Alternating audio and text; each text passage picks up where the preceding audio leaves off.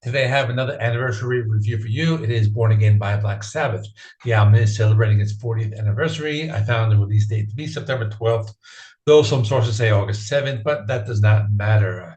This is an important album in their discography because the band was at a turning point. This is the only album that the group recorded with Ian Gillen. Most of you know him from Deep Purple. And there were a lot of things going on. So this video is going to be mostly a history lesson. For those of you who know my channel, you know I like to do this style. So let's start with how the album came about, and then eventually I'll get into some of the songs. So the album came about right after Ronnie James Dio and Vinny Appice left the band in 1982. The band was without two key members, and they weren't sure what they were going to do. They also got a new manager. His name was Don Arden, who, interestingly, is Sharon Osbourne's father. He was the guy who suggested that Ian Gillen be the new vocalist. It's also interesting that a few other vocalists were considered, such as Robert Plant. So if you can imagine Robert Plant fronting a Black Sabbath, that would be interesting in itself. Another one who was considered was David Coverdale. And when I think of that, I imagine more of a glam metal version of Black Sabbath. And the third person they received an audition tape from was Michael Bolton, who was not very known at the time. And it's another one that seems kind of weird, but I think it would have worked out because I know Michael Bolton has played in some harder rock bands, when he was, in the past. So they got the new lineup together, which is now Ian Gillen, Tony Iommi, Geezer Butler, and Bill Ward. They considered a change in the name and not calling themselves Black Sabbath, but they wanted to make it a super group. But eventually they kept the name of Black Sabbath. They were still under a contract. As I mentioned, Bill Ward came back to the band. He had to spend some time in rehab because he was struggling with alcoholism. But unfortunately, his alcoholism got the better of him and he started drinking again as the album was being completed. But this eventually was his last album with the band. The band went on tour, but Bill Ward was in rehab. So they had to get a new drummer whose name was Bevan. The band would eventually break up because Ian Gillen returned to Deep Purple. But when the band got together for the next album, The Eternal Idol, drummer Bevan helped out with some of the recording. Let's talk about the album cover. A lot of people didn't like it. I've always thought it was cool. It always reminded me of that baby from the 1971 horror movie called It's Alive. Supposedly, this photograph was used for a 12-inch version of Depeche Mode's New Life, but this album cover has been on different lists of the worst album covers of all time. I disagree. I think it's a pretty cool album cover. Born Again got a lot of negative reviews. For example, Blender magazine gave it 1 star out of 5. AllMusic gave it a half out of 5 or something like that.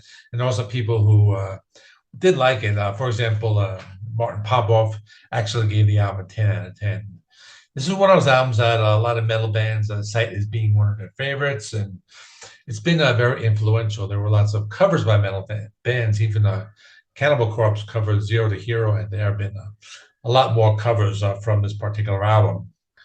So Born Again has 8 songs with 2 of them are short instrumentals. I'll talk about that, but let's talk about Stonehenge because it's a short instrumental. If you remember that scene from the movie, this is Spinal Tap, where they have this miniature Stonehenge descending from the stage. Beneath the haunted moon. It was inspired by Black Sabbath in this album and tour. So after during the stage show, they had something similar happen where they took the wrong measurements for the Stonehenge prop. But for Black Sabbath, I think they wanted it to be smaller, but they got it, and it was this really like heavy, almost life-size version of Stonehenge. I'm going to show you a picture of it right here. And the Black Sabbath show also had a dwarf walking across the top of Stonehenge prop. It was very over the top, and they parodied that in the Spinal Tap movie. The main single is Trashed, a typical heavy metal song. Has some pretty cool guitar riffs. It's one about Ian Gillen while he was recording the album with Black Sabbath. Trashed was about him being drunk. He was racing a car around the studio, which was recorded at Manor Studio in England. And there was one instance where he crashed through some of the bushes and almost landed in a swimming pool. So this is probably the most iconic song from the album. Disturbing the Priest is a good song and incorporates dark and cryptic imagery. The lyrics mention religious corruption, temptation, the battle between good and evil. The lyrics can be seen as a metaphor depicting the struggle between morality and temptation. Some of the verses speak about how appearances can be deceiving, urging listeners to be careful not to be tricked by false innocence. And then the chorus, we're disturbing the priest. Won't you please come to our feast? Do you mind disturbing the priest? Not at all, not at all, not at all in the least. That kind of implies a rebellious attitude towards conventional religious authority. It suggests a disregard for religion in general and a willingness to challenge the societal norms. And there's also a literal meaning. The song, because they were recording near a local church and they received the noise complaints from local priests. So that was also like the main reason for writing a song. Let's talk about Zero to Hero. Here's a fun fact. I already said it, but it was covered by Cannibal Corpse. And here's another fun fact. It was the inspiration for Guns N' Roses' Paradise City. Geezer Butler said that Zero to Hero, as well as Disturbing the Priest, were his favorites on the album. Song is about living your life to the fullest. In the lyrics, there's a character who lives a boring life because he had everything handed to him. So he is very complacent. The song urges you not to be complacent and to strive to be the best that you can be.